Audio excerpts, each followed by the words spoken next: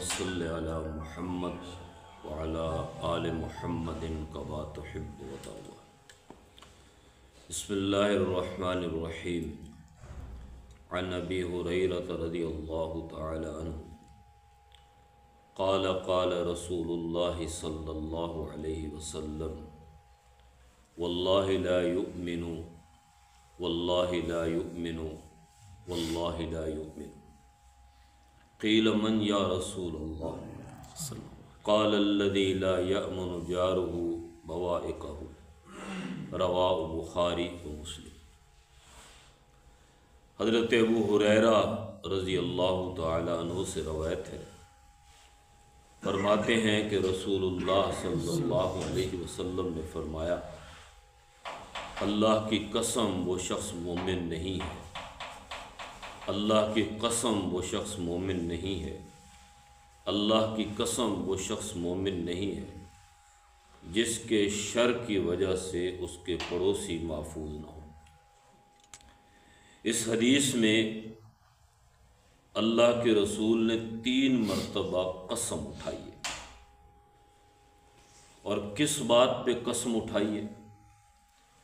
کہ وہ شخص جو اپنے آپ کو مومن سمجھتا ہے اور وہ 5 وقت کی نماز بھی پڑھتا ہے، وہ رمضان کے روزے بھی رکھتا ہے، وہ مسجد میں اعتکاف بھی بیٹھتا ہے، وہ تسبیح بھی کرتا ہے، وہ تلاوت بھی کرتا ہے،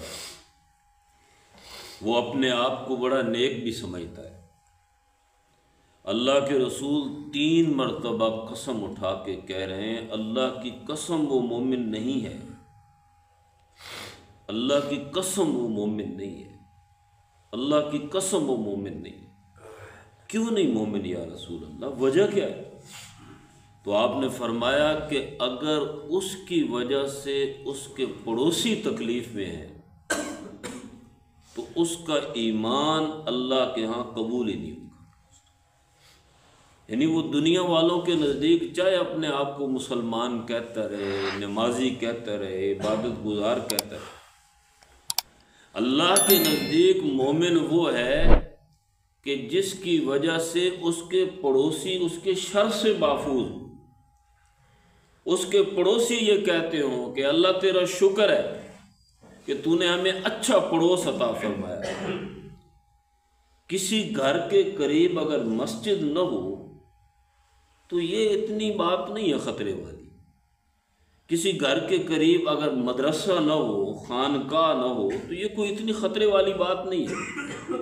ہاں اگر مسجد ہو تو کیا بات ہے، مدرسہ ہو تو کیا بات ہے، لیکن اگر کسی کے گھر کے پاس اچھا پڑوسی نہیں ہے تو یہ بہت بڑی بدقسمتی ہے۔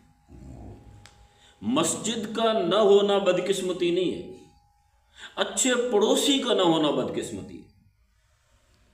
اور جب اڑوس پڑوس کے اندر اس طرح کے معاملات ہوتے ہیں کہ پڑوسی اچھا نہیں ہوتا، فساد پھیلاتا ہے، ٹو میں لگا رہتا ہے، گھات لگا کے بیٹھا ہوتا ہے، اس پڑوسی کو تکلیف پہنچانے کی کوشش کرتا ہے، جب دل کرتا ہے اس پہ الزام لگا دیتا ہے، اور وہ پڑوسی ڈر کی وجہ سے اس پڑوسی سے چھپ کے گھر سے نکلتا ہے، اس کی زندگی اذیت ناک ہو جاتی ہے، تو ایسے پڑوسی کے بارے میں اللہ کے رسول نے فرمایا وہ مومن نہیں ہو سکتا۔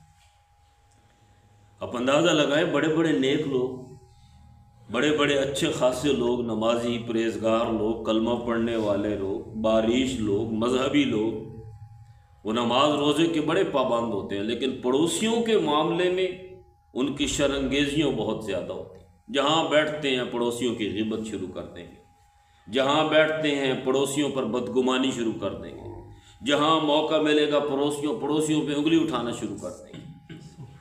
تو اللہ کے رسول نے، آخری بات، اللہ کے رسول نے کسی حدیث میں یہ نہیں فرمایا کہ اللہ کی قسم وہ مومن نہیں ہو سکتا، اللہ کی قسم وہ مومن نہیں ہو سکتا، اللہ کی قسم وہ مومن نہیں ہو سکتا کہ جو نماز نہ پڑھتا ہو یا روزہ نہ رکھتا ہو۔ یہ حضور نے کسی حدیث میں اتنی تاکید نہیں فرمائی جتنی اس معاملے میں فرمائی ہے۔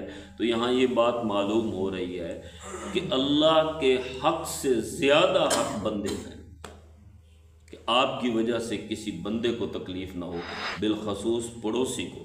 ایک حدیث اور ہے جس میں آپ صلی اللہ علیہ وسلم نے فرمایا، حضرت انس کہتے ہیں قال قال رسول اللہ صلی اللہ علیہ وسلم لا يدخل الجنت من لا یأمن جارہ بوائقہ، وہ آدمی جنت میں داخل ہی نہیں ہوگا جس کا پڑوسی اس کے شر کی وجہ سے محفوظ نہیں۔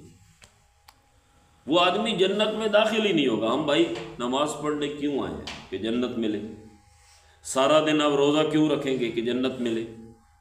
ایسا ہی ہے نا، بھوکا اور پیاسے اس لیے رہیں گے نا، جنت ملے گی۔ ابھی تلاوت کریں گے تو اس لیے کہ جنت ملے۔